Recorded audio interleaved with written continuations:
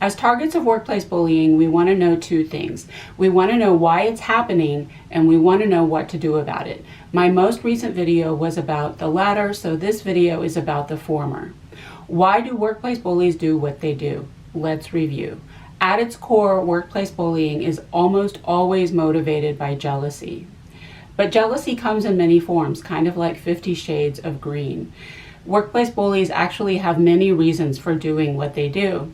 But as I describe them, I think we'll see that almost all of them connect to the usual suspect. So without further ado, let's get into it. As I stated, the number one reason you are bullied in the workplace is that your bullies are jealous of you. What are workplace bullies jealous of? Anything.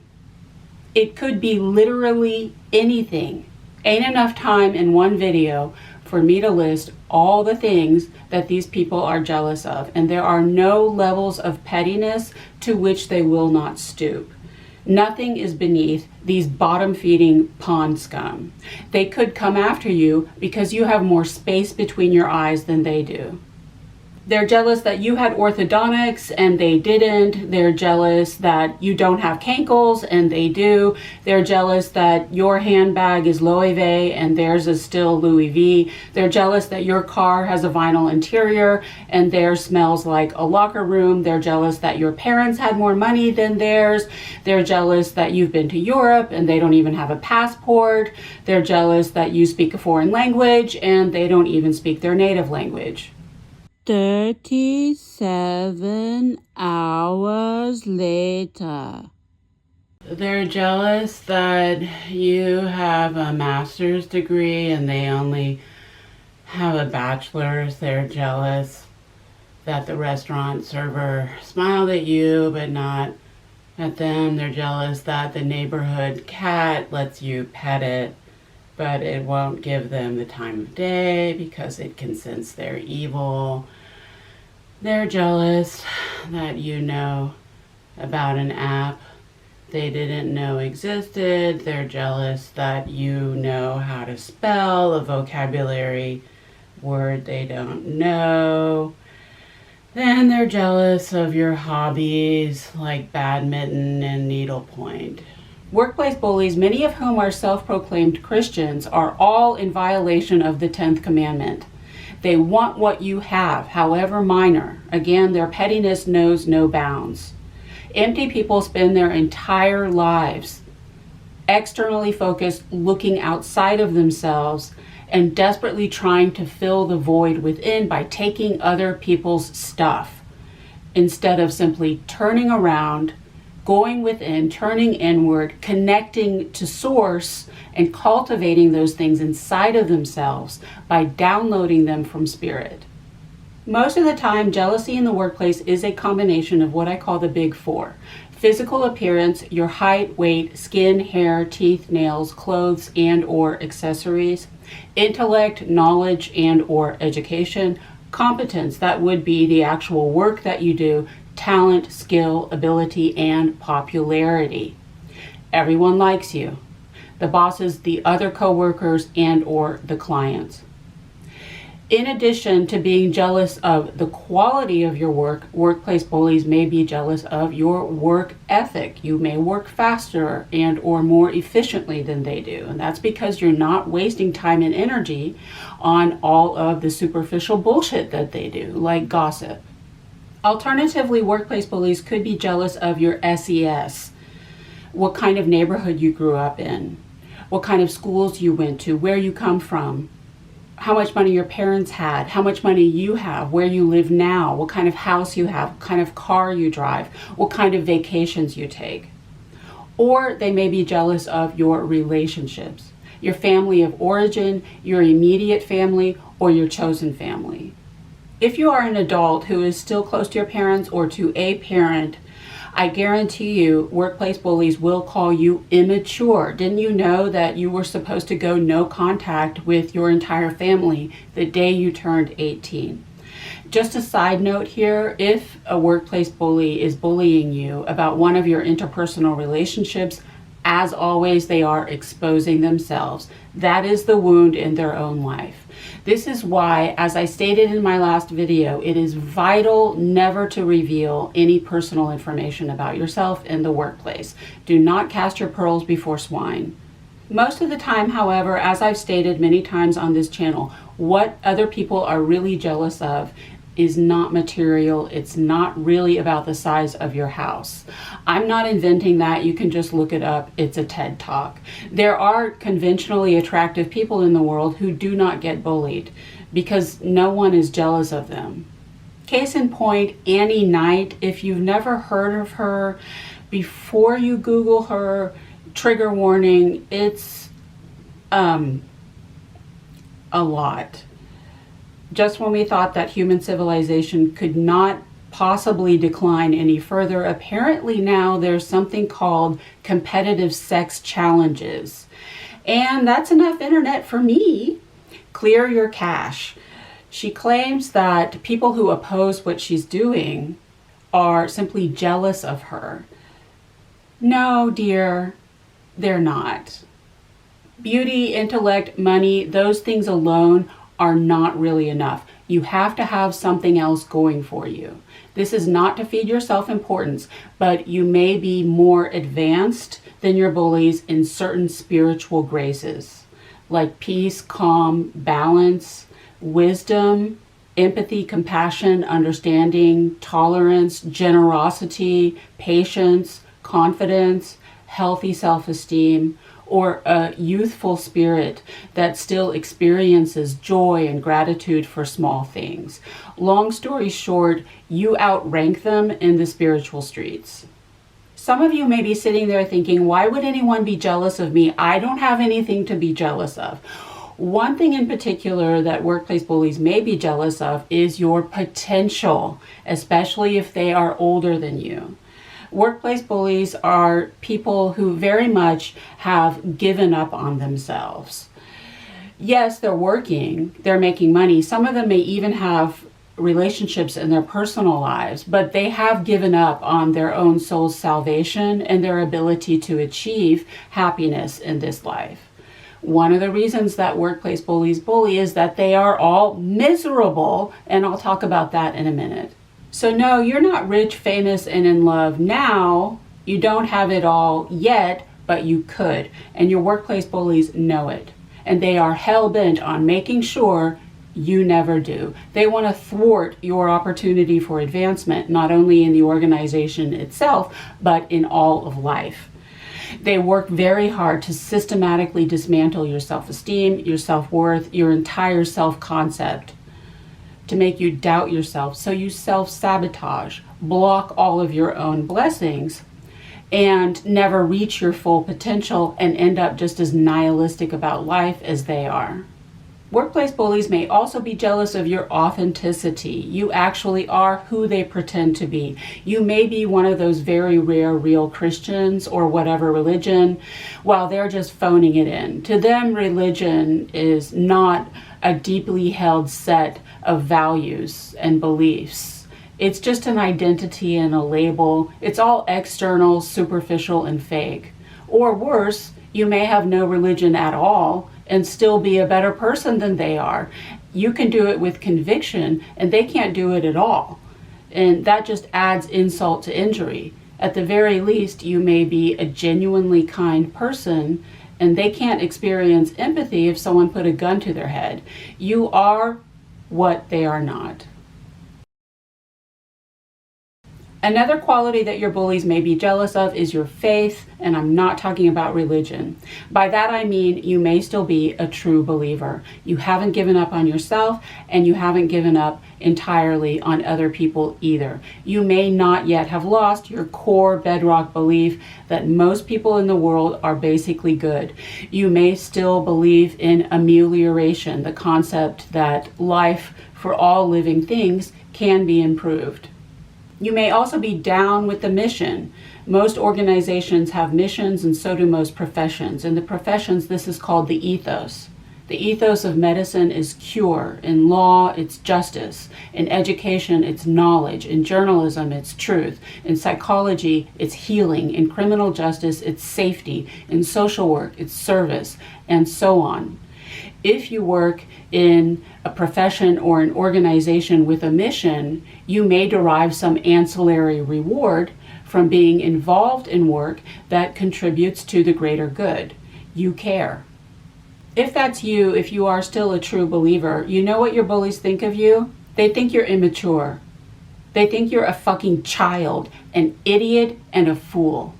At best, they think you're naive. They think you're gullible. Oh my God, I can't believe she actually believes this bullshit. They think you have no chill. You're supposed to be too cool for school.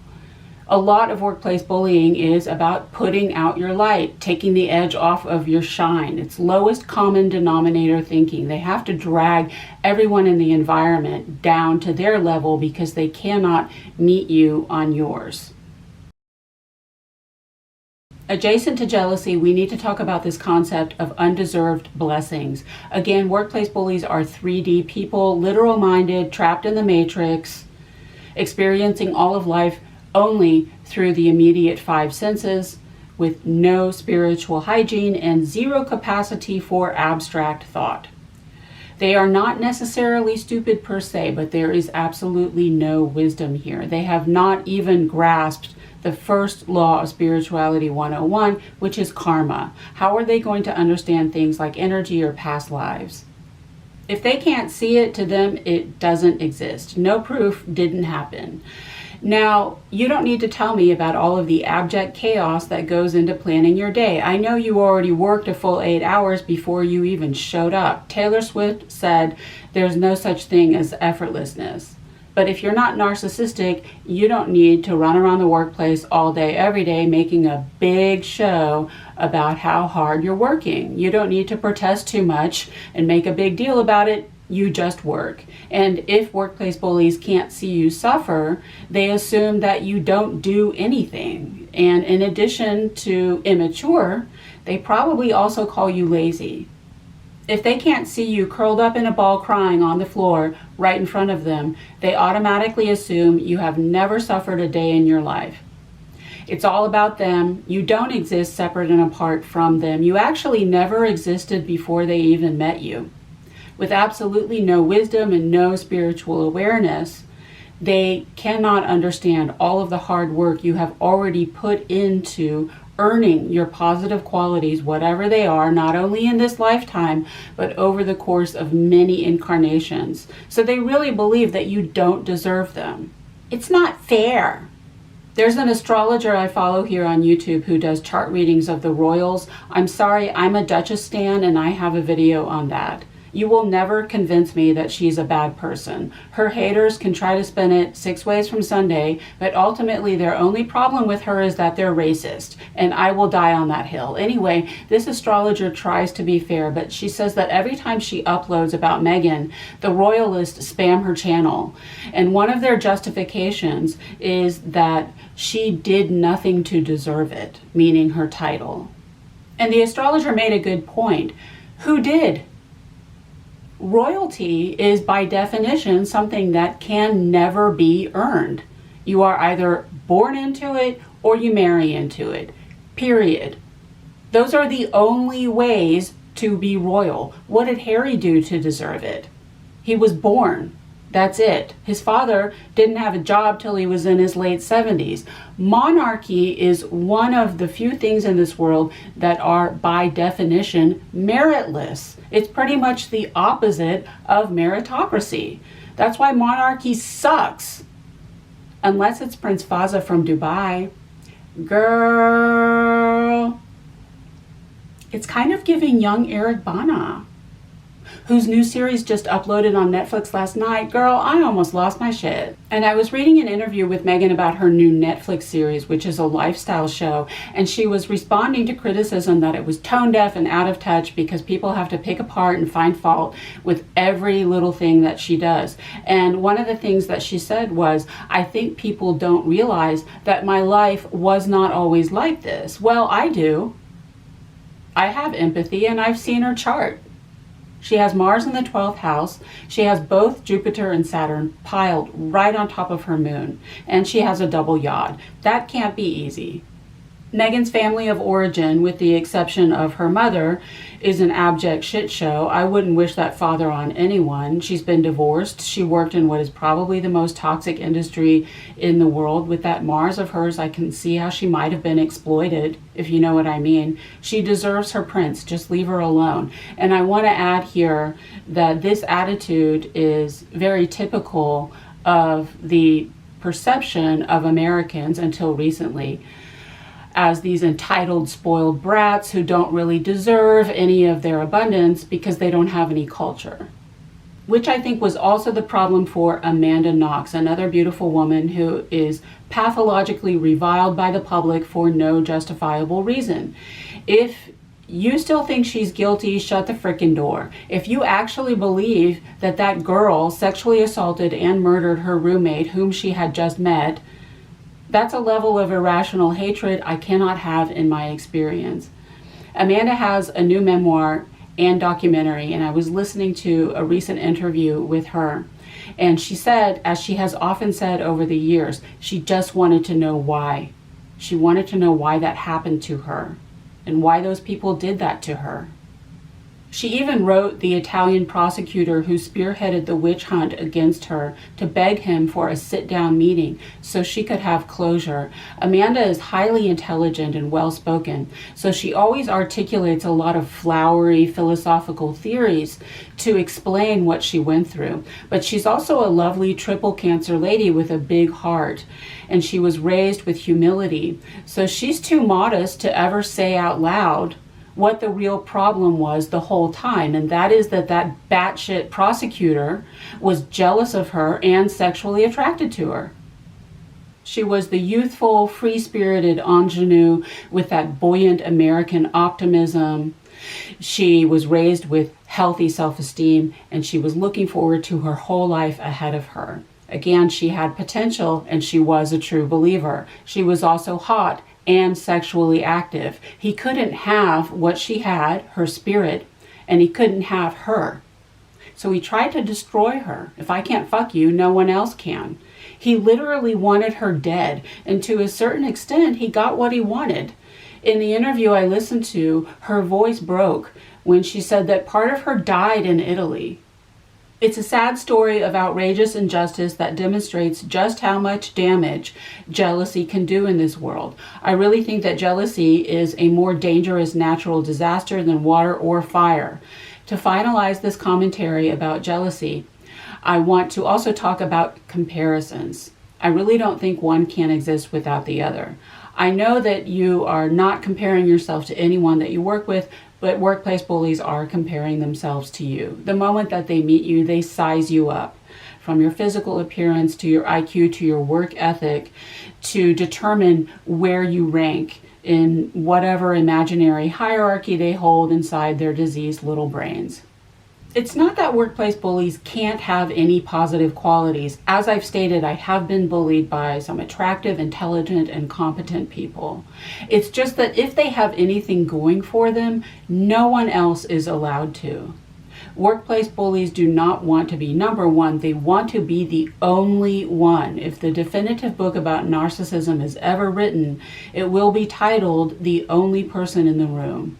And that's the threat that people often talk about in the discourse about workplace bullying. You do pose a threat to your bullies. However, you don't threaten their jobs, you threaten their egos, you threaten their superior status. Workplace bullies are not okay being okay. If you're not first, you're last. They spent their entire lives believing that they were number one in this area until you showed up and rained on their parade. Long story short, you make them look bad. The second reason workplace bullies bully is that they don't trust you. You are highly suspicious. You hella sus. You shady AF. Let me explain. Again, it's human to project. Everyone projects. You project too. However, shitty people can project only their own ugliness. They always assume the worst in everyone. They assume that everyone is just as dark, ugly, and nasty as they are, and the reason they don't trust you is your positive qualities. Everything you have going for you, you are doing deliberately in order to show them up. The only reason you have positive qualities at all is that you want to make other people look bad and feel bad about themselves. Everything about you is a direct commentary on them. You do not exist independently. Also, deliberately trying to hurt other people is what they do. It's a projection. For example, if you look good, you are doing that on purpose because you want to make other people feel bad about themselves. Before you incarnated, you sat up in heaven, selectively picking out your genes and saying to yourself, I'm gonna make all these bitches sick. If you work well, and I'm sure you do, they think that the only reason you are doing that is that you are trying to make everyone else look bad. Sometimes they do think you are gunning for their position. You're trying to take their job. And I'm sure you have absolutely no interest. You're probably fine right where you are. It has probably never occurred to you to take another person's job. Like, what does that even mean? But that just adds insult to injury. Well, what do you mean you don't want my job? It's kind of like in dating. Well, why don't you want my man? What, he's not good enough for you? If you are a genuinely nice person, they think you're fake. No one's ever that nice. They're looking a gift horse in the mouth. You're too good to be true. They don't believe people like you exist. They think you're just love bombing everyone because you want to use them. Some workplace bullying, especially harassment and stalking, is oppo research, data mining. They're trying to get your number and identify your Achilles heel, just desperately grasping at straws for some shred of evidence, however minor or petty, some flaw or imperfection to knock you off your pedestal, to reassure themselves that you're not as perfect as they think you are. I call that third eyelash syndrome. Did they notice how the third eyelash from the right is not completely in alignment with all of the other eyelashes? The third reason you are bullied in the workplace is that you belong to a protected class. My YouTube analytics tell me that people watch my channel from all over the world. However, statistically, we now have the data to demonstrate that workplace bullying disproportionately affects women and people of color. The United States federal government, for now, protects 8 classes: race, color, religion, sex, including pregnancy, sexual orientation, and transgender identity, national origin, age, 40 or over, disability, and genetic information, including family medical history. And that last one is because, unfortunately, most Americans still get their health insurance through their jobs. But by protected class, I just mean that you represent some kind of minority in whatever environment you're in. For example, you're the only man working with a bunch of women, or you're Norwegian working with a bunch of Swedes, or vice versa. That's technically not a protected class. However, it's still a minority, so it can be a target for discrimination. Now, before you think that your race is your problem in the workplace, hang on now, hold on, wait a minute. Remember that workplace bullying is a very complicated, nuanced situation with a lot of details and angles. Actually, it's race. It's just race, straight up, simple as. That's what it is. If you think someone is discriminating against you because of your race, they are. If you think this person hates black people, they do. If you think this guy hates women, he does. If you're gay, y'all just working with a bunch of self-hating gays. They just need to hit the Galleria for a pair of fishnets and some Louboutins, and they would feel a lot better. They don't like black people, they don't like women, they don't like gays. That's pretty much it. They're bigots. It's patently obvious that Bonnie Candia Bailey's murderous problem with her was both racial and sexual. He hates black people and he couldn't fuck her. He's a racist, misogynistic pig. Just take a look at a picture of that worthless sack of shit, if you can stomach it, and you can pick up on it right away. The problem with being a member of a protected class in the workplace is this concept of narcissistic superiority. People who are prejudiced really do think that they are better. In their minds, there is a social hierarchy, and they feel entitled to always be at the top of the totem pole. And that's because they need someone to look down on in order to feel better about themselves. And that person has to be different from them. They really, really, really look down on the people that they hate. Misogynistic men really believe that women serve absolutely no evolutionary purpose other than reproduction and caretaking. And they actually verbalize that out loud in the manosphere. Don't ask me how I know. And quite frankly, they don't really consider people of color or LGBTQIA plus people human beings at all. I would know. I'm a card-carrying member of the oppressor class, and you would not believe the crap that people say to me because they think that I will agree with them. Or maybe you would, I don't know. The problem is when you are not inferior. You may notice they don't treat everyone this way. The misogynistic pig that you work with can get along with some women. He only has a problem with you. That's because you surpass him spiritually and sometimes intellectually and even physically. If you are a member of a protected class, it's not your class that's the problem. It is, again, your positive qualities. You're just not as ugly, stupid, and incompetent as they fully expect you to be, and that just makes their heads explode. It disrupts the whole paradigm. They're confused. And people fear what they don't understand, and what they fear they hate. Now, as I stated, almost every reason that workplace bullies bully has at least top notes of jealousy. Personally, I believe that prejudice is a form of jealousy for two reasons. The first one is strength. Members of protected classes had to overcome almost insurmountable odds just to survive.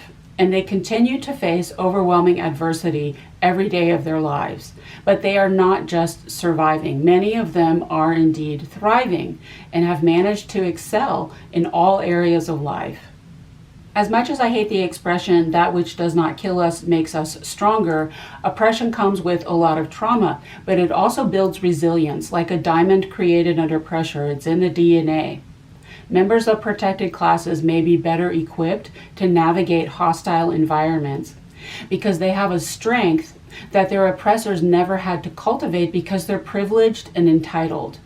To a certain extent, members of protected classes are forced to do what everyone ultimately should be doing, which is to meet their own needs and give to themselves when no one else will. If the entire society rejects and abuses you and you don't want to die, you have no choice but to turn inward and love yourself. That's the queer identity.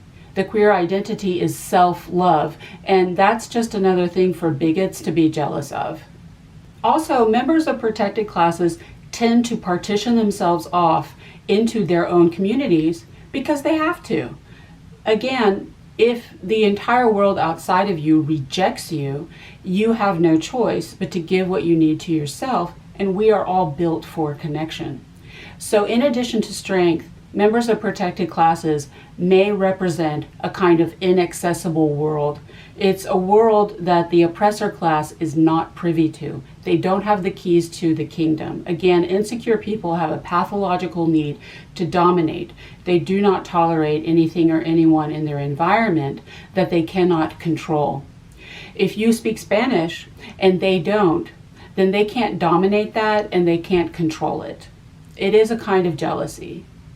And I just want to take a moment to point out here the distinction between hatred and ignorance.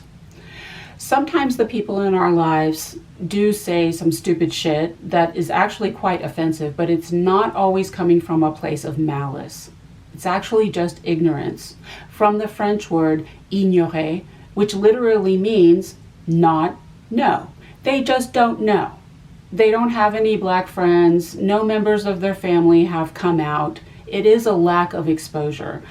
I know that on an overpopulated, overcrowded planet, it's hard to believe, but a lot of people still somehow do manage to live very sheltered lives where they surround themselves only with people who are just like them. I know it's annoying, but it's not hate. I also want to take a moment to talk about intra-class hatred. Unfortunately, you may not be immune to bullying coming from your own protected class.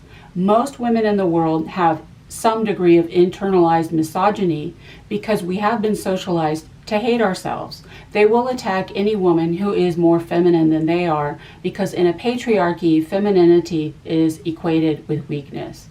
A lot of self-hate and gaze out there. A lot of people of color have internalized prejudice about their own race, and so on.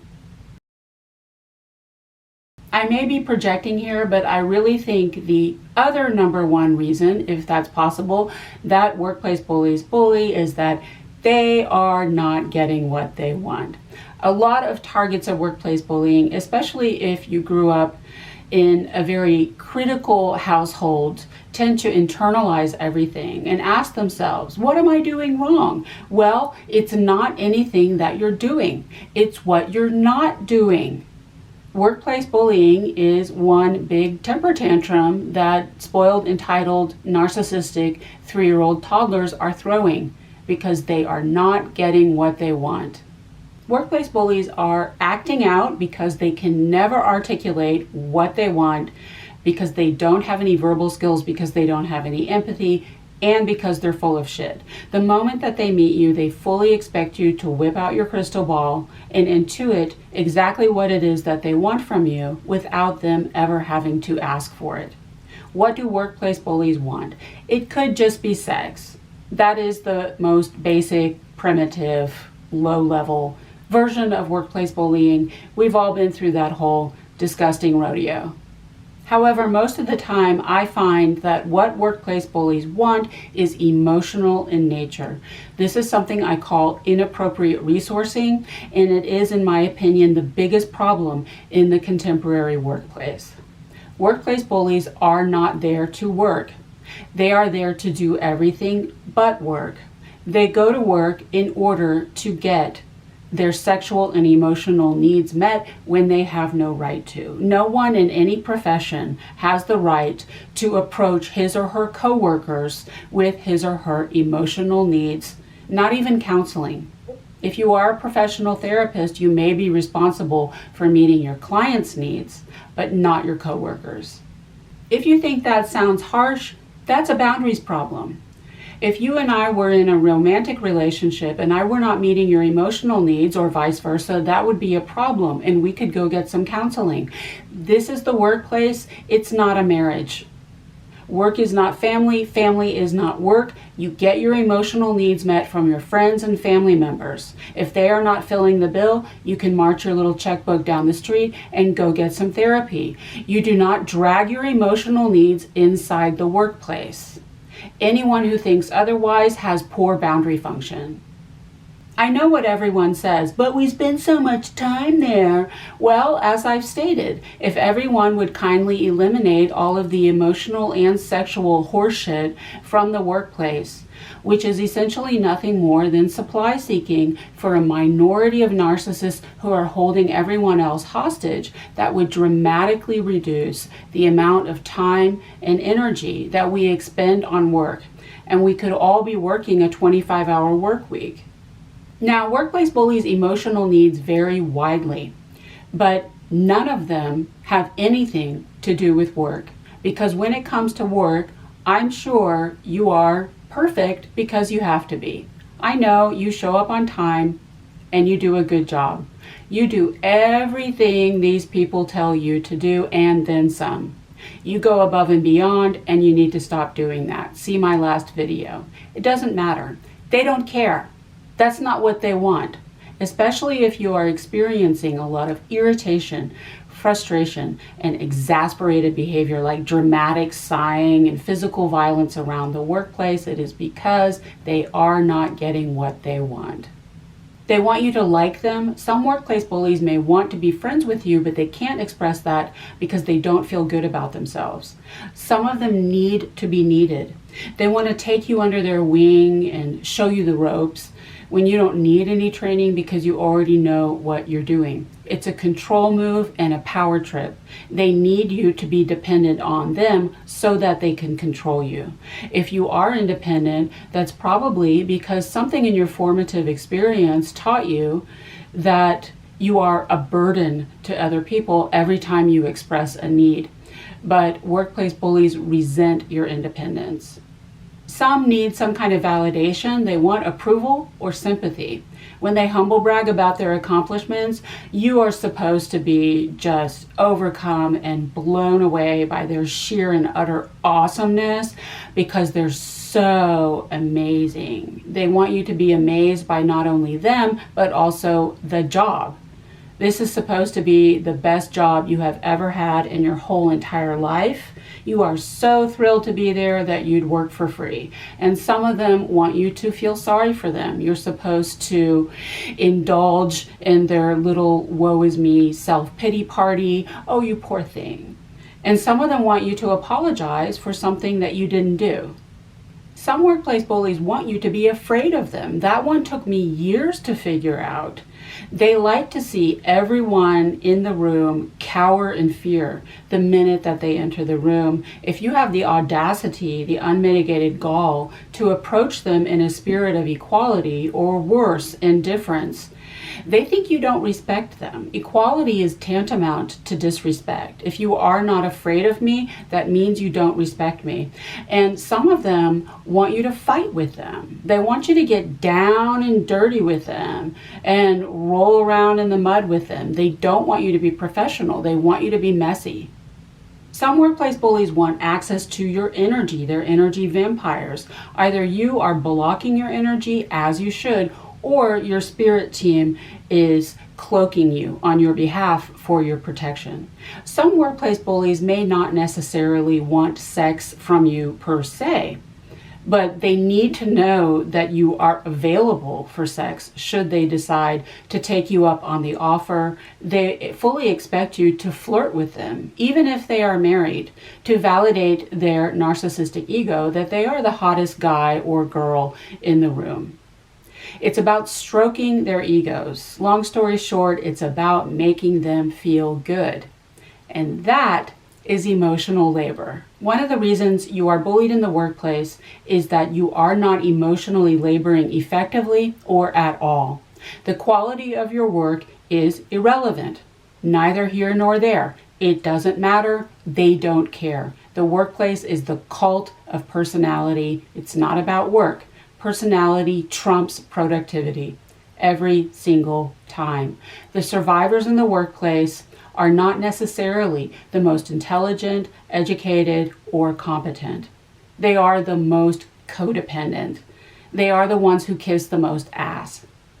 There are several reasons you are not emotionally laboring effectively in the workplace. Number one, you may have very demanding work, intellectually, physically, and sometimes even emotionally. For example, if you work in counseling, you may have vicarious trauma from your clients. If you work in customer service, you are exhausted from emotionally laboring for the clients and customers.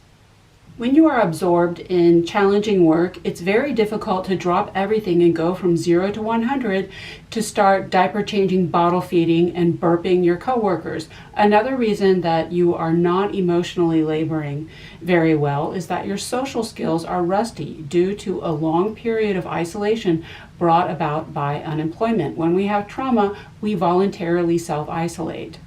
When you are unemployed or underemployed, it's difficult to socialize because you don't feel good about yourself. We are all sickened by a capitalistic system in which our entire self-worth is directly correlated to our actual worth. If you're not making money, you feel worthless. And social skills are a muscle. What happens to a muscle if you don't use it? It atrophies. Also, you may be sensitive. You may be more sensitive to energy than you realize or care to admit. When you are new to a workplace, in addition to all of the logistical changes, the schedule, the commute, the job itself, you have to get used to all of these new energies. It can be overwhelming and it can take a while, but you only have one chance to make it or break it with these people. First impressions are everything. They do not extend you an emotional grace period. If you do not immediately drop to your knees and kiss their asses and suck their dicks the moment that you meet them, it's World War III. You may also have some kind of mental health condition like depression, which severely limits your ability to emote. Or you may be neurodivergent or neurospicy, diagnosed or not, and you have a heck of a time figuring out what other people want from you. My non-neurotypical peeps, y'all know I fucks with you. If you've ever asked yourself, why are you telling me this? Or what do you want from me? You might be autistic. You're just not responding the way people expect you to. You may not respond at all. Neurodivergence is an invisible condition. No one understands it. And what people can't understand, they fear, and what they fear, they hate. Now, the number one thing that all abusers want is power and control, and I'll go more into detail about that in a future video. Again, I know that you do everything they tell you to do. If you're watching my channel, I know you are really good at what you do. It doesn't matter. That's not good enough. That's not what they want. They want someone who's intellectually competent enough to perform the job function well, but still so emotionally insecure about themselves that they can be very easily manipulated and controlled. That's a schizophrenic balancing act that I was never able to pull off. Sometimes the reason you are bullied in the workplace is simply that they can't control you. They can control your actions and your words, but they can never control your soul. They want power over hearts and minds. They want to pull the strings inside your emotional body. They want to influence the way you think and the way you feel. It's kind of like once more with feeling. Again, they do not tolerate anything or anyone in their immediate environment that they can't control. And that includes your mind, even if you never say anything. It could just be that you are a free spirit. Personal freedom is abundantly easy to cultivate inside of oneself, and it starts with not caring about other people's opinions. Personal freedom is about priorities. Does it really matter? Does it really matter if I wear last season? Does it really matter if I don't have a pedicure in time for spring? Does it really matter if I wear white after Labor Day?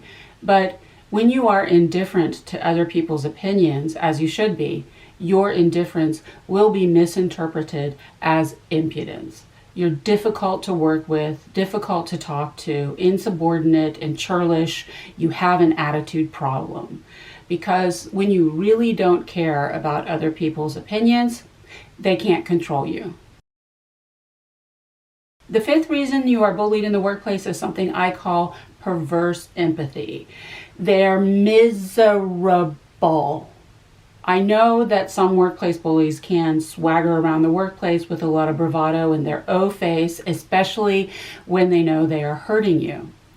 Some of them may be successful in a superficial external sense, but trust, their personal lives are an abject train wreck.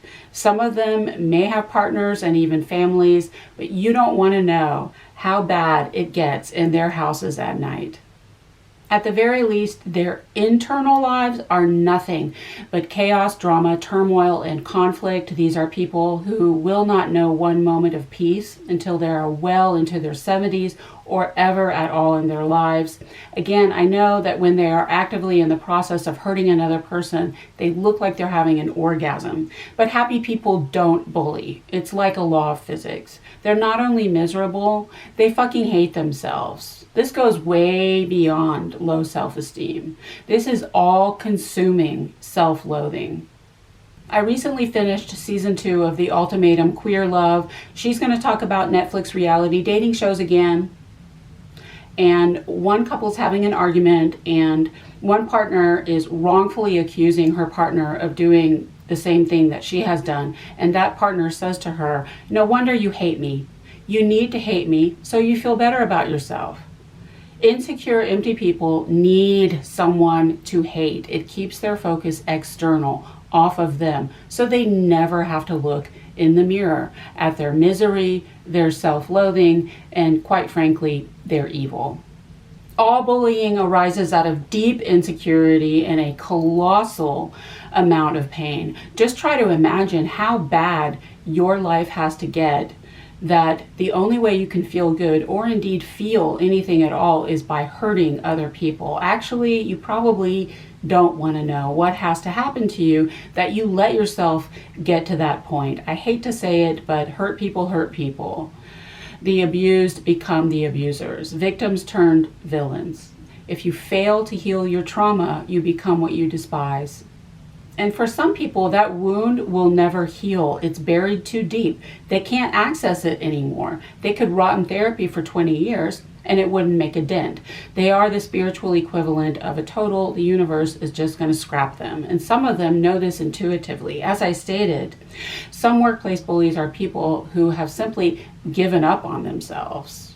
They have given up on the pursuit of happiness or even peace in this lifetime. They know they're going down, but they're going to make sure that everyone around them goes down with them. If I can't be happy, then no one can. The reason I call it perverse empathy is they want you to feel as bad as they feel. Misery loves company, cliche but true. They're just spreading the love. Share my pain with me, have a beer with me. For some abusers, shared pain is the only way that they can feel connected to other human beings. It's a boundaries problem. It's also emotional immaturity. Again, adults take care of themselves. That's kind of the definition of adulting. When the baby bird no longer needs regurgitated worms vomited into its mouth, mama bird kicks it out of the nest. You're on your own, kid.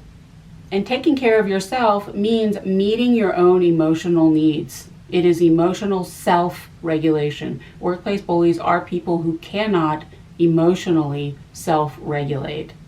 They can't heal because they can't feel.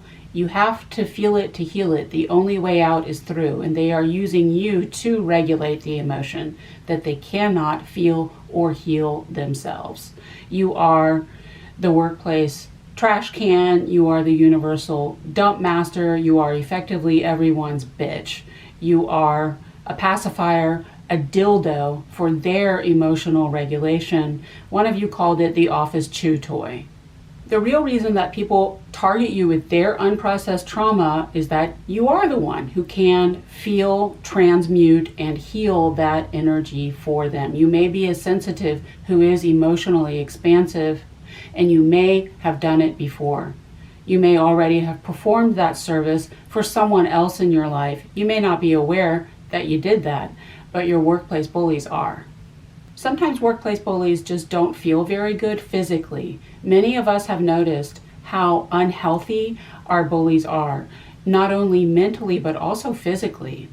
In a country in which real wages have not risen in my lifetime, and I'm really old, everyone is overworked, and a workplace bullying environment breeds presenteeism, whereby fear-based employees feel compelled to show up early, work overtime, and stay late in order to not be bullied or just to keep their jobs at all. Ariana Grande is saying, well, everybody's tired. They're exhausted.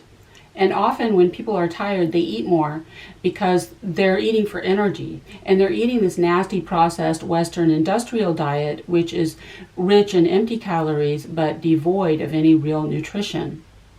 It is ironic that a country with the most expensive and technologically advanced healthcare in the world simultaneously has the worst health outcomes in the industrialized world. And I think that's because of the food. Also, we are all diseased by centuries of industrialization, which disrupts our natural biorhythms. Sitting at a desk for 8 hours a day is not only not normal, it's inhumane. And some of them may have full-blown mental health problems besides personality disorders like bipolar, depression, anxiety, or substance abuse disorders. People with anxiety have a compulsion to control, which I'll talk about in a future video. And depression can manifest as this irritability and crankiness, especially in men. There is a mental health crisis in this world, and access to treatment remains out of reach for most people. I could be wrong, but it's my understanding that personality disorders are a choice, but other psychiatric diseases are biochemical, medical problems, just like diabetes. So if you have a coworker who is struggling with some kind of mental health condition that they can't control because they can't access treatment, you can have some compassion. Adjacent to perverse empathy is kick the cat syndrome. Most workplace bullies are operating from very deep wounding that occurred long before you ever met them, in childhood, in school, or in early adulthood. Adult bullies are people who were bullied. They never healed that trauma, and now it's your problem. However, some workplace bullies are actively being bullied, and they may even tell you that. Raise your hand if you've had an abusive boss or coworker who told you that he or she was being bullied by someone else, a third party in the workplace, all while bullying you at the same time. Other people are fucking with them, so they're fucking with you. Again, they're just spreading the love. It's learned behavior. It's a failure to emotionally self-regulate, and it's a lack of coping skills. It's also a lack of awareness. All bullies are operating from a state of unconsciousness, which I'll talk about more in a future video. For some workplace bullies, bullying is a kind of hazing ritual, and hazing rituals are perverse empathy. They are for people who never healed their trauma. They try to justify it as some kind of traditional rite of passage whereby you are supposed to pay your dues, earn your stripes, and show them what you're made of. Well, they did it to me, but really they're just sick people who are perpetuating the cycle of abuse by doing to other people exactly what was done to them. They learn from the best. The sixth reason you are bullied in the workplace is that you remind your bullies of someone who hurt them, either specifically or generally. Most of the time, it's a primary caregiver that is, after all, the source of their original wounding. Workplace bullies are balls deep in raging mommy and daddy issues, and because they can't self-regulate or heal, of course, it all has to be your problem, even when you are younger than they are and there is nothing parental about you. It could also be an ex, a sibling, a boss or coworker who once bullied them, or some other kind of authority figure in their life, like a teacher. The trigger could just be your physical appearance. Are workplace bullies that superficial? Yes. Yes, they are. They don't like people with red hair. It could also be your mannerisms, the way you talk, or the way you carry yourself, or the way that you express yourself in general. Most often, it's just your energy. There's just something in your energetic imprint, as it were, that's triggering your bullies. Could be something in your astrology or your attachment style, who knows? Whatever it is, this is their revenge. It's payback time. They are taking out the trauma that they cannot heal on you as a surrogate, a stand-in. However, as I've stated, surrogacy doesn't work. If you have had adverse experiences with someone in your past, you need to take it up with the OG abuser. If that person is not available for whatever reason, you need to find a way to transmute that energy. You do not, however, get to take it out on a surrogate. All that does is fuck up your karma. When transference is general, you represent entire groups of people that they don't like. They're generalizing. That is the foundation of all forms of prejudice. If you have kids or you've worked with kids, you know that children are colorblind. Children don't see race. And for a while there, they're confused about gender too. Race is a social construct. Everyone knows that. People have to be taught to hate. They had one bad experience one time with one black person, and now they hate all black people because their ego needs someone to hate. Alternatively, if a workplace bully has been cuckolded, especially if you are younger and or more attractive than they are, you represent the other man or the other woman, and now they're out for blood. And workplace bullying is revenge of the nerds. Again, I really don't think that adult bullies were bullies in childhood. Workplace bullies were never the class president, the star quarterback, or the cheerleading captain in high school. Workplace bullies are people who were bullied. And again, this is their revenge. They're basically mass shooters. If you shine in any way, you're attractive, intelligent, competent, well-liked, or all of the above, you represent the popular kids who rejected them in school. They never got over it, and now it's your problem. The seventh reason workplace bullies bully you is that they are afraid of you. What are workplace bullies so afraid of? The first thing is just good old-fashioned, run-of-the-mill fear of the unknown. Fear of the unknown. They don't know what's going to happen. People don't like doubt. They are uncomfortable with uncertainty. It's anxiety inducing, and all bullying arises out of not only insecurity, but also anxiety, which I'll talk about more in a future video. Again, they don't trust you because they don't understand your motivations. So they project the worst onto you because that's how they are.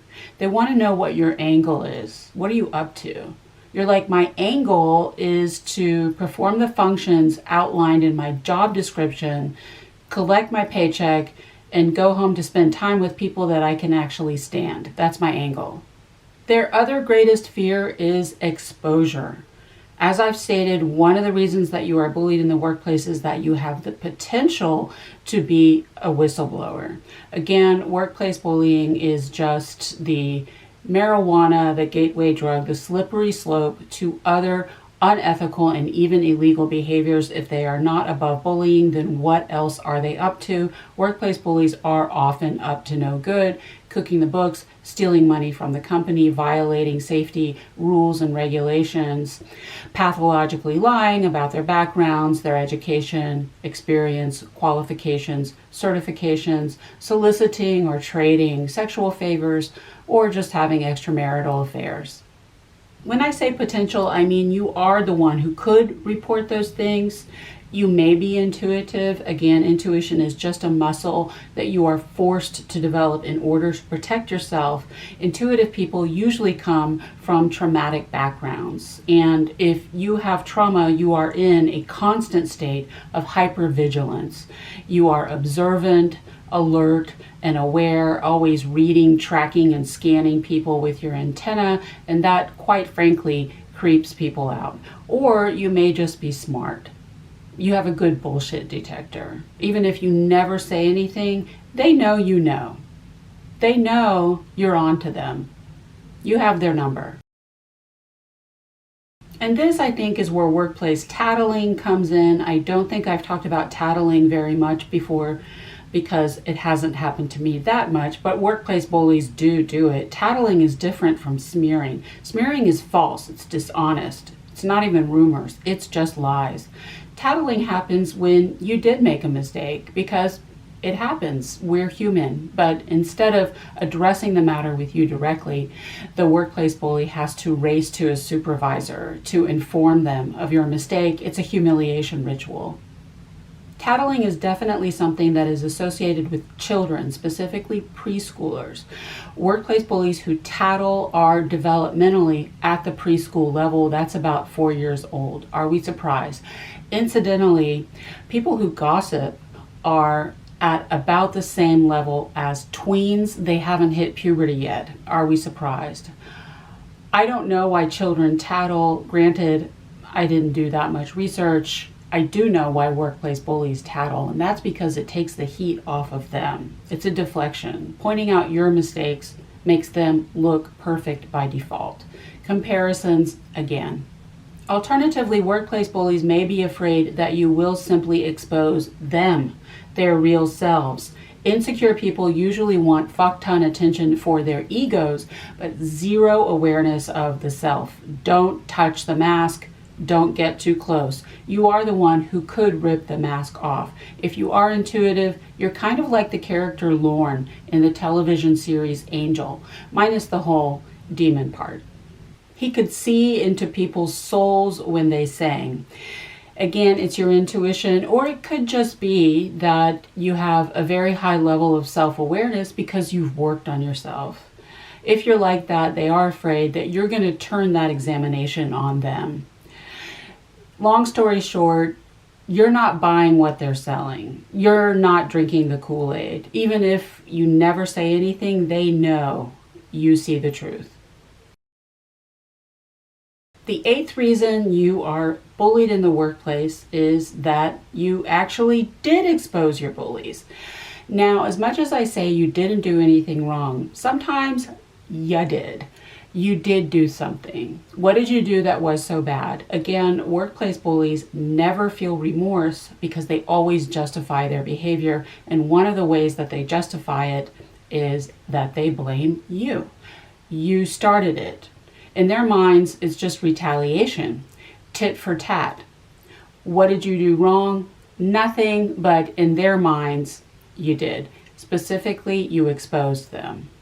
Sometimes you actually are a whistleblower. You did blow the whistle. Could be something outright illegal, like safety violations, or just something not in accordance with organizational policy, procedure, or protocol. Whistleblowing is one of the number one reasons you get bullied in the workplace. If you watched the most recent full testimony in support of the Workplace Psychological Safety Act in Massachusetts, I linked to it over on my community tab with a trigger warning. Those stories are hard to hear. A lot of the testimonies were from whistleblowers. Whistleblower retaliation is supposed to be illegal, but like pregnancy discrimination, it is rampant. In fact, employers do not just retaliate against whistleblowers, they also straight up kill them. Case in point, the murder of the Boeing whistleblower last year, which was sold to us as a suicide, probably by corrupt law enforcement. Yeah, I'm really sure he shot himself in the head in the cab of his rental pickup in front of the motel where he was staying the night before he was about to be deposed. They must really think people are stupid. If you didn't blow the whistle on any illegal or unethical activity, you may simply have exposed your bullies by pointing out their mistakes, work-related or otherwise. It may actually be your job to find errors. If you do some kind of auditing, editing, copy editing, proofreading, or even education, it's in your job description to point out what's wrong. However, insecure people have egos and they take it personally. They think you're doing it on purpose because you want other people to feel bad about themselves so you can feel good about yourself. They think that you're doing it to feed your ego because that's what they do. They don't understand that you're just doing it because you have to. Alternatively, you may have casually exposed some lacuna on their part, some gap in their knowledge. In other words, you know something that they don't, and you said as much. You corrected them. It could be that you just pressed a button and said, well, why not do it this way? You might know about an app that could streamline the workflow or make the process more efficient. It could be that you know how to spell or pronounce a word that they don't. I wrote in my essay on workplace bullying about a narcissistic boss who bullied me out of the workplace because I knew how to spell a word that he didn't. That's the level of paranoid insecurity that we are dealing with. And unfortunately, this is a mistake that we make as targets of workplace bullying. I know some workplace bullies can appear to swagger around the workplace with what looks like confidence, but none of it is genuine. It's all glamour. And unfortunately, it can fool you into overlooking just how deeply insecure these people really are. They are incredibly thin-skinned, and their toxic shame can be provoked by the slightest hairline trigger. Like, for example, correcting them on the spelling of your own name. I know your intent is benevolent. I know you are coming from a place of altruism. You want to help, make things better. But they don't know that. Again, shitty people can project only their own ill intent. They think that you are deliberately trying to show them up in order to make them feel bad about themselves. You're not really allowed to know anything that they don't know. At least in the beginning, you kind of have to be an agreeable yes man. The secret to success: act dumb. Especially when you are new and or younger than they are, you do have to walk on eggshells and tiptoe around all of these fragile egos until you can safely assume a position of power, if that's possible. Worst case scenario, you actually did call them out. You may have confronted a workplace bully about their behavior or their character.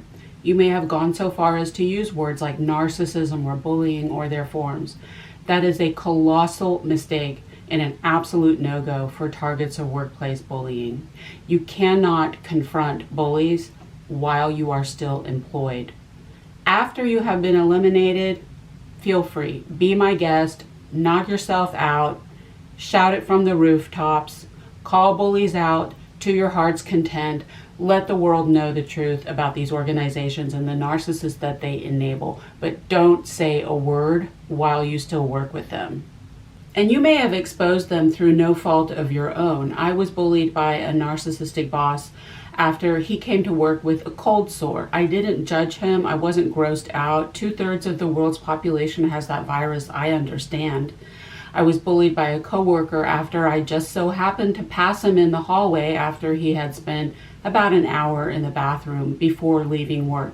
That's that shame factor again. If you happen to notice defects or flaws, however minor or petty, it's not your fault, but in their minds it is. Again, bullies cannot emotionally self-regulate or take accountability for their own emotions.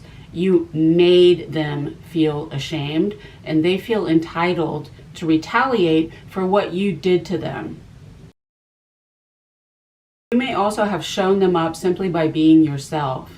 Again, if you have anything going for you, anything at all, it will be misinterpreted as a deliberate attempt on your part to make other people feel bad about themselves. If you look good, if you know things, if you speak well, if you work well, if you have a self-care regimen or a spiritual practice, if you have healthy habits, if you are a nice person, everything, anything good about you at all is only because you look down on other people and you think you're better. Again, everything about you is a direct commentary on them because it's always all about them. I know you're out here just doing the best you can to improve yourself because you don't want a sucky life. You're like, I'm eating healthy and hitting the gym because I can't afford to get sick because you're not paying for my health insurance, bitch. I know that your work is perfect because it has to be. If it's not, if there's one eyelash out of place, you're going to hear about it. But again, they don't know that. They think that it's a narcissistic superiority complex on your part. The truth is that your positive qualities force other people to look at themselves. By your energy and your presence alone, you show other people what they really are. There is something called the empathic mirror effect, unless I'm just making that up. And it's especially true for water placements, Pisces, Cancer, Scorpio, and water planets, Moon and Neptune. People project onto water aspects, particularly on your ascendant, like it's a full-time job. And what happens when people don't want to look in the mirror? Instead of looking at themselves, they just smash the mirror. The final way that you expose workplace bullies is that they voluntarily expose themselves. They made themselves vulnerable to you, and now they're coming back for blood. If you have an empathic healing vibe, you probably attract a lot of trauma dumpers. Everyone has to tell you their life story the moment that they meet you. They trust you. That is until they don't. Insecure people have a fear of intimacy, intimacy. They don't like feeling vulnerable. The truth is that most people don't like feeling vulnerable because most of us, at least in the past, every time we made ourselves vulnerable, we got rejected. Workplace bullies may be afraid of your rejection after making themselves vulnerable to you, but what they are really afraid of is your betrayal. They are afraid that you're going to tell someone. I know that you have no intention of doing anything with what they told you. You probably can't even remember it because you don't care. You were just being polite. But they don't know that. They are afraid that you're going to do something with that information. So after burying their souls, they have to come back guns blazing to gaslight you into silence. The 9th reason workplace bullies bully you is they know you don't like them. And they would be right. You don't like them. I know you don't. I don't like them either. Not me throwing a drag queen size amount of shade, but they are about as likable as explosive diarrhea. It's difficult to like the life-size equivalent of toenail fungus. They have about as much class, grace, elegance, and sophistication as Jeff Bezos' wedding. I said what I said. It has nothing to do with what they look like or what they smell like. It's just their energy. If someone's going to roll up to you with all of this nasty, negative energy, with hatred, malice, spite, animosity, jealousy, envy, lust, not to mention fuck-ton entity attachments, you can feel that ill will, and it feels disgusting. You feel like you're working in a cholera ward or a cesspool without a hazmat suit, just swimming in other people's shit all day. You feel like you've just been slimed, and you can't shower enough when you get home. Understandably, workplace bullies feel rejected by you. They also feel judged by you, and they may even tell you that. They feel like you made a snap judgment about them without giving them the benefit of the doubt. They feel like you didn't even give them a chance. And again, they're right. You are judging them, just not for reasons that they think. They think that you're judging them for a whole bunch of superficial crap that you don't even notice, let alone care about. Like what they look like or how much money they have. They think that you're judging them for their pimples or their cold sores, or how long they spent in the bathroom, or what they're wearing, or what kind of car they drive. You are, however, very much judging them for the quality of their spirits and the content of their characters, or lack thereof. Now, the truth is that no one likes rejection. However, when people don't like me, I think it's one of two things. Either they have had bad past experiences that had nothing to do with me and are now triggered by something about me, my appearance, my presence, my energy, whatever. I don't take it personally. Or they just don't like me, which I understand because I'm not Jesus Christ. I'm not perfect. I definitely have my flaws. I'm bringing my own negative energy to the table. People who are as sensitive as I am and who are on a higher vibration than I am may be able to pick up on that. And I don't take offense to that at all. I don't like myself half the time. However, when you reject workplace bullies, I guarantee you they will retaliate, because there is no humility here and no reflective capacity. They blame you for your rejection because they refuse to take responsibility for their lack of spiritual hygiene. They think they're normal. They think there is nothing wrong with them. They can't heal because they don't know that they're sick in the first place. They don't know how to cleanse themselves and don't see why they should. So if you don't like them, there must be something wrong with you. One of the reasons people feel rejected by you is that you may have an aloof or avoidant personality style. You stand on business. Now, aloofness is not really normal introversion. Natural introverts can be very warm and engaging. They just need their solitude to detox. I call avoidance the, well, fuck this personality style. I get it. You got burned, so you yanked your hand away from the stove. It's a very existential response. After everything that you've been through, you would be a fool to ever engage with coworkers or anyone again. What is the definition of insanity? And if you're sensitive, aloofness may be your response to energy. Back in the day when I was eating disordered, I used to call it shrink. Whenever I was around toxic people, which was like everyone, I would make myself small, and I mean physically, because that was the only way that I could think of to get away from them.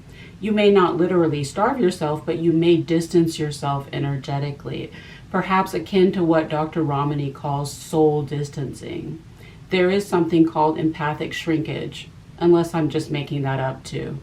However, all workplace bullies are operating from a level of unconsciousness and a lack of self-awareness. They do not even understand themselves. How are they going to understand you? They all have trauma, but they may not have as much trauma as you do. They don't understand where you're coming from. They misinterpret your energetic and emotional detachment as, again, a rejection, as well as arrogance. You think you're better, what, we're not good enough for you, etc. The 10th reason workplace bullies bully is that they get attention for it. And I'm not talking about your attention. I'm talking about attention from the people around them. One of the points I make about workplace bullying is that workplace bullies never act alone. There are always more bullies than there are targets. Usually there's only one target. That would be you.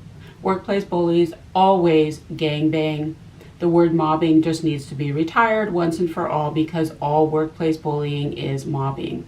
They do that for several reasons, but one reason is that their collusion makes them the de facto in crowd. Bullying is the only way that these lifelong nerds can make themselves look like the cool kids.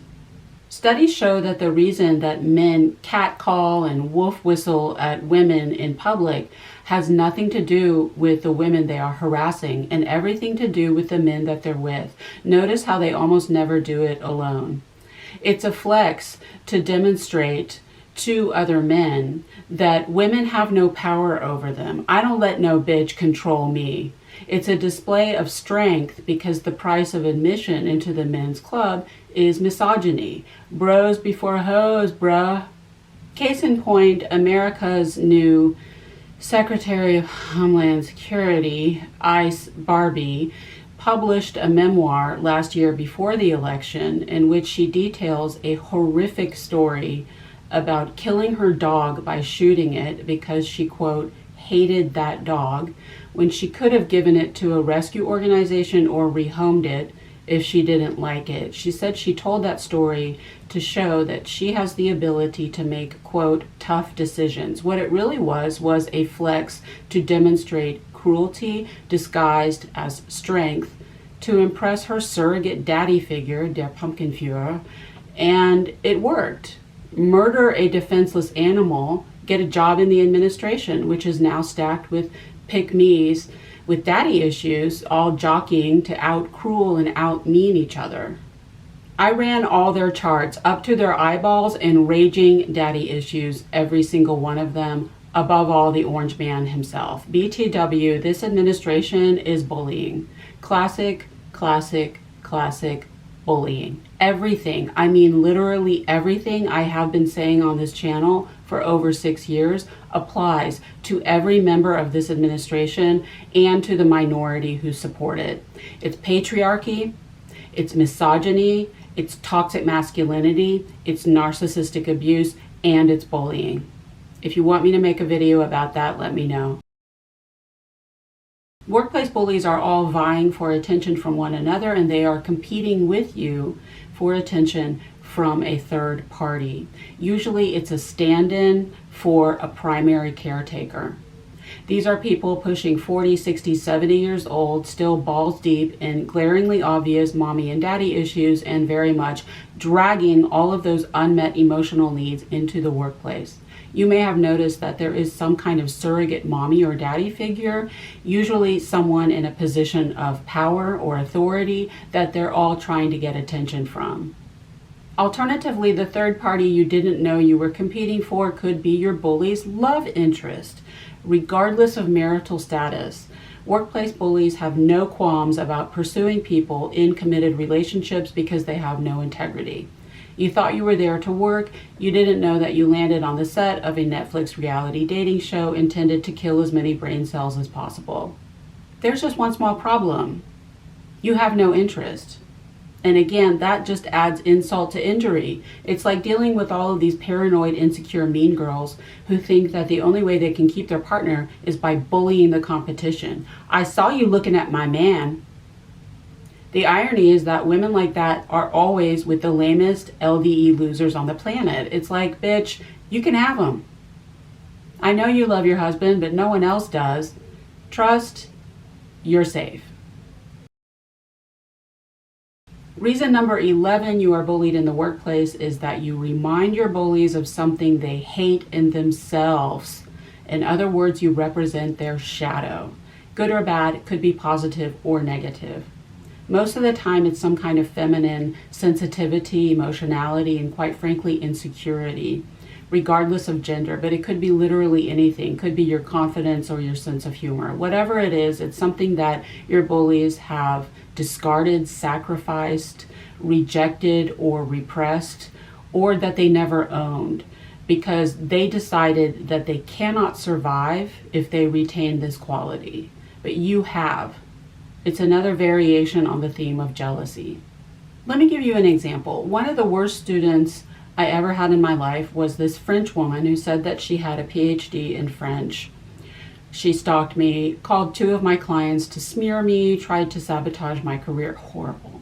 Anyway, the moment that I met her, she launched into this lengthy tirade about American obesity. Now, most European countries do not have the obesity that there is in the States. So for first-time visitors from Europe, it can be quite shocking. They are not used to that. And I mentioned that she was from France because France in particular has a culture of thinness that is almost pathological, which I think is a reaction against American hegemony in the world, but that's a topic for another video. I understand the confusion. However, this was excessive. I felt like almost every time I tutored her, I had to sit through these rants about all of these fucking fat asses. This was next level fat phobia. It just would not stop. Anytime anything is that over the top, you have to take a deeper look to see what's really going on. This woman also said that she was Catholic, spiritual narcissism. And her justification for her obesity obsession was that we are all connected. She kept saying that, presumably to imply that we should all care about one another's health. And I think that theory might have holes in it that are almost as big as Marjorie Taylor Greene's pores. But look, this was a woman who led an incredibly controlled life. Up until that point, she had spent her entire existence externally focused, looking outside of herself and addicted to other people's opinions, approval, and validation, instead of turning within, going inward, and excavating her authentic self. I have to have this religion and go to these schools and get these degrees and marry this kind of man at this age and have this many kids and raise my children this way and run my home this way and eat this way and exercise this way, because if I don't, I will be exiled, cast out of the kingdom, kicked out of the tribe. She certainly controlled her eating and her body. She was a woman who lived in a prison entirely of her own making. She didn't hate fatness, she hated freedom. To her, obese people were the ultimate physical manifestation of licentiousness. In her mind, obese people were people who just didn't give a fuck. No fucks given. Now, we all know that obesity is a devastating condition that is almost intractable for the people who suffer from it, not only physically but also mentally, which is why the weight loss industry is in the hundreds of billions of dollars. Obese people are not obese because they just stuff their faces. It's way more complicated than that, and I'll talk about that more in a future video. But according to my student, they were getting away with something. She resented what she considered to be their freedom to do whatever they wanted and not care about what other people thought of them, which was a freedom that she never allowed herself. If she wanted more freedom in her life, all she had to do was cultivate that feeling inside of herself, and it could have started with not caring about other people's opinions. Other people's feelings are important. Other people's opinions are irrelevant. The truth is that instead of indulging in envy, jealousy, and resentment, anyone can put in the hard work to cultivate positive qualities inside of themselves. It won't turn out exactly the same, nor should it. Why would you want to be cookie cutter? Creative people are unique, idiosyncratic, iconoclasts. But I think that the reason that insecure people just default to jealousy, do not pass go, do not collect $200, instead of working on themselves, is that deep down, they don't really believe that they deserve good things, to have a good life, or even to be good, because they don't feel worthy, which I'll talk about more in a minute. Now, I mentioned that the shadow can be positive or negative. When you are showing up with some positive quality that your bullies refuse to embrace for themselves, that is a form of jealousy. However, when you present with negative characteristics that your bullies refuse to own in themselves, that's actually a form of jealousy too. Let me explain. You may have some of the same qualities that your bullies have.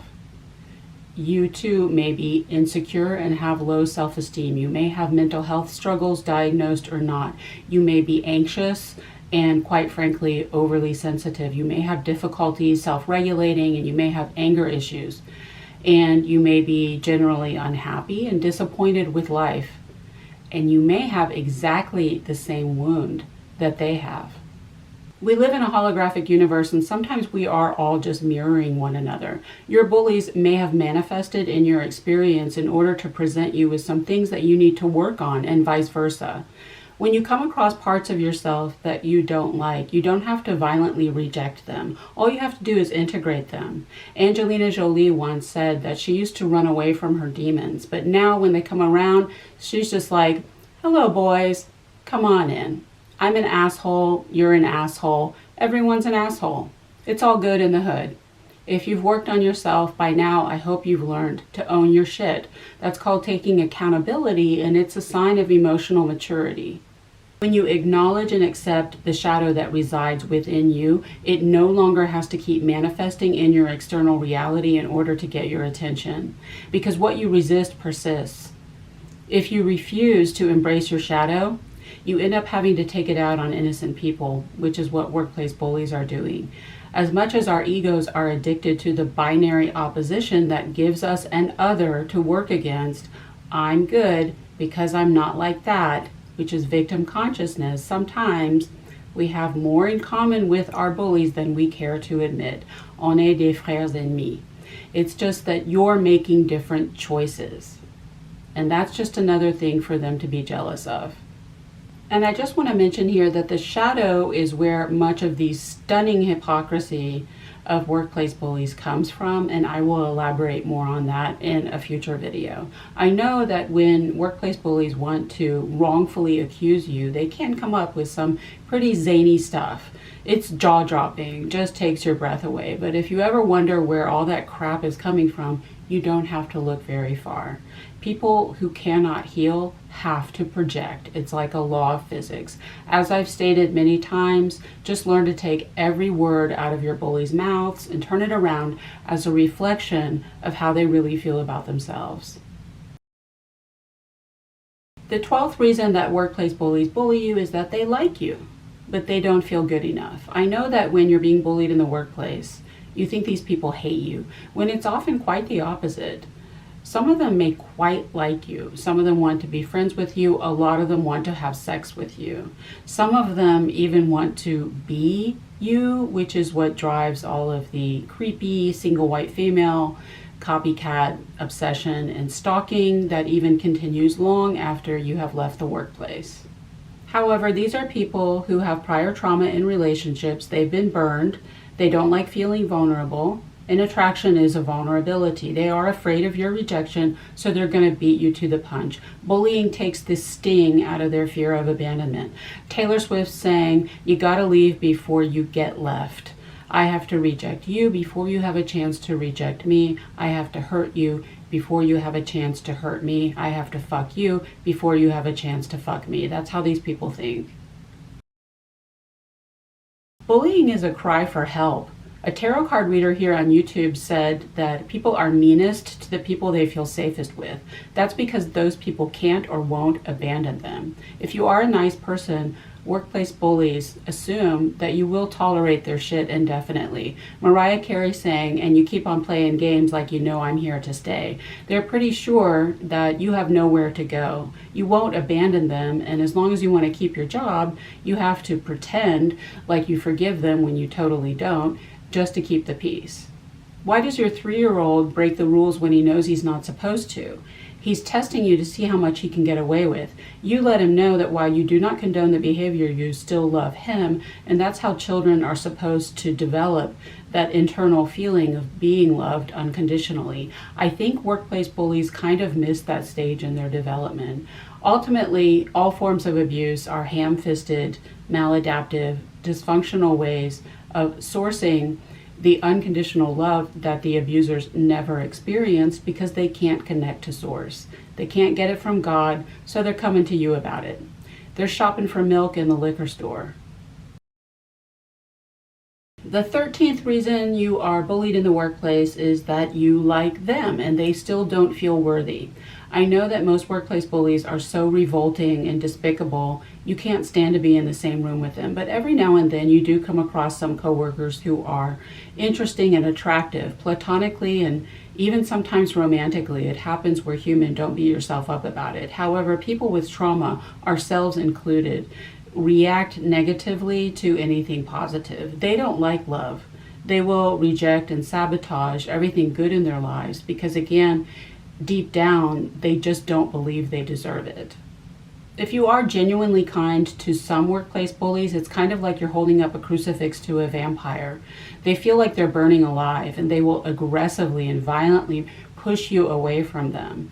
It's not their comfort zone. Their happy place is chaos, drama, conflict, turmoil, suffering, and strife. That's all they know. If you are a peaceful person who is conflict averse, you know what your bullies think of you? They think you're boring. Big old snooze fest, yawn. You're no fun.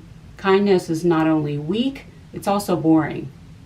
It's kind of like if you're a nice person, if you've ever been in a relationship with someone who's narcissistic, at some point you may have wanted to say to that person, dude, you need a bitch or an asshole. Like, you can't handle a nice person. They want someone who gives as good as he or she gets. They don't want Netflix and chill. They want tension and fights. It's all they know and they enjoy it. If you ever so much as dare to put up any kind of opposition, they rise to the occasion. They are like, game on. They're antagonistic. Reason number 14 that workplace bullies bully you is that they are using you as an example to strike terror into the hearts of everyone around you. This is the workplace deterrence effect. This is what happens when you step out of line, when you don't play the game, whatever that means. People in positions of power who are unqualified for leadership because they are not capable of doing the one thing that real leaders are supposed to do, which is inspire, and I'll talk about that more in a future video, can only rule by fear. You have been selected probably because of some vulnerability that you have, but ultimately you're just taking one for the team. The 15th reason that workplace bullies bully you is that they want your salary for something else. Most of the time, workplace bullying is deeply personal and emotional in nature. This time, it's not personal. It actually is financial. They may never have wanted to hire you in the first place. It was someone else's decision. They want the money for some project or equipment, their baby, whatever. And bullying you is the only way, depending on the laws in your area, that they can get rid of you, by forcing you to quit or provoking you into reactive abuse so they have an excuse to fire you. Reason number 16 is also not personal. They don't want you because they want someone else, and that would be all their little friends and family members. Most organizations have an ironclad nepotism policy that is only enforced when it's expedient. Workplace bullies have ways of circumventing the nepotism clause just like they do everything else because they have no moral compass and because they just don't care. Again, bullying you is the only way they can get you out the door, where there is a turnstile of friends and family members just waiting to take your place.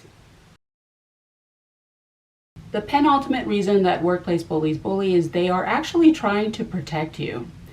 This one is bizarre, so hear me out. Again, people discard, reject, and repress the shadow because they've decided that they cannot retain that quality if they want to survive in this world. Most of the time, people sacrifice softness, femininity, regardless of gender, kindness, compassion, empathy, even basic human decency, and above all, emotion. Because emotion is heteronormatively feminine, and in a patriarchy, femininity is equated with weakness. Feeling is a vulnerability, and being nice is a death sentence for the monsters in this world. And to a certain extent, they're right. You are targeted in the workplace because you are a nice person. It's kind of like bad parents who basically abuse their kids in the name of protection. They think that by yelling and screaming verbally and sometimes physically abusing their children, they are toughening them up and preparing them for the real world. Well, I'll give you something to cry about. They withhold nurturance to teach them independence, and ridicule and shame their children for expressing their feelings to teach them that emotion is weak because it makes you vulnerable. When the truth is that emotional intelligence, literacy, and vulnerability is the only real strength in this world. Or it's like mothers who slut shame their daughters. That one is very common. You're not going out of the house wearing that. Well, they're afraid. Most women, especially of older generations, have had something happen to them, and they're scared that their daughters are going to get into trouble. So they're trying to scare them off sex entirely. And in a country where women no longer have reproductive rights, and without Planned Parenthood, most people will have no access to STI testing or treatment. To a certain extent, they're right. If I had a daughter, I don't know what I'd do. I'd be scared out of my mind too. Some of your bullies think that they are teaching you a lesson. Like I said, some of them quite like you, but they think that your positive qualities are dangerous. If you're a nice person, if you trust people, you're going to get into trouble, and then you're going to be a burden to the entire tribe. Like bad parents, they're basically trying to abuse you into turning out just as hypervigilant and paranoid as they are. It's the school of hard knocks. And the final reason workplace bullies bully is that they are so heavily enabled, both inside and outside of the workplace. Again, workplace bullies never act alone. They draw lines in the sand to get all of the flying monkeys and codependent enablers on board the bullying bandwagon. Hitler couldn't do it without his generals, and Trump can't do it without the Heritage Foundation. Behind every weak leader is an army of even weaker men and the Ava Braun pick-me's with daddy issues who enable them. Inside the workplace, you know who their demon attendants are. But did you know that there are just as many enablers in their personal lives? Again, insecure people like insecure people. Insecure people have a pathological need to manipulate and control, and they can only do that to other insecure people. They also have abandonment issues. They need to keep everyone around them insecure so that they never go anywhere. So they indulge, encourage, and reward signs of insecurity in everyone around them. When your workplace mean girl goes home to her himbo and starts ranting and raving about that bitch who thinks she's better, he eats that shit up. He eggs her on. He secretly loves the control he has over her. As long as she's insecure about herself, he knows that all he has to do is triangulate and suggest that she can be replaced. She'll lose her shit and start death gripping him, and then he's in the power position. If she were ever to evolve and awaken, she would realize what a piece of shit he really is, and she would leave him. So he has to keep her right where she is by bringing out the worst in her. That's the dynamic. Workplace bullies are enabled in their personal lives and by the society at large, because ours is a culture that is woefully out of balance. It's a patriarchy. You see it and hear it every time you consume any form of media. I go hard. I slay. I can cut a bitch. I'm a pit bull with lipstick. Good grief. That is the collective voice of an insecure minority desperately trying to prove their strength through cruelty by abusing empathy. And unfortunately, that minority is in power right now with disastrous repercussions for not only the workplace, but also the entire world. And it will change only when we finally learn the hard way that real strength is softness and real power is feminine. I hope that helps. Take care.